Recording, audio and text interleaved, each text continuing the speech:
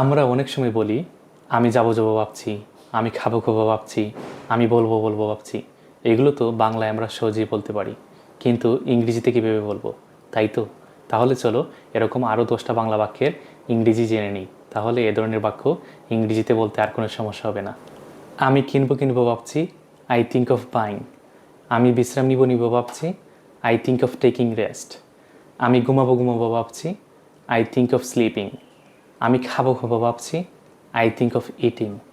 আমি বলবো বলবো ভাবছি, আই থিঙ্ক অফ স্পিকিং।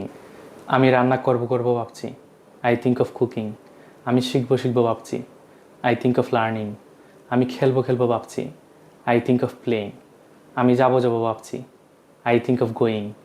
আমি আসবো আসবো ভাবছি, আই থিঙ্ক অফ কামিং। আমি ইংরেজি শিখবো শিখবো ভাবছি। এটার ইংরেজি আপনি কমেন্টে লিখবেন।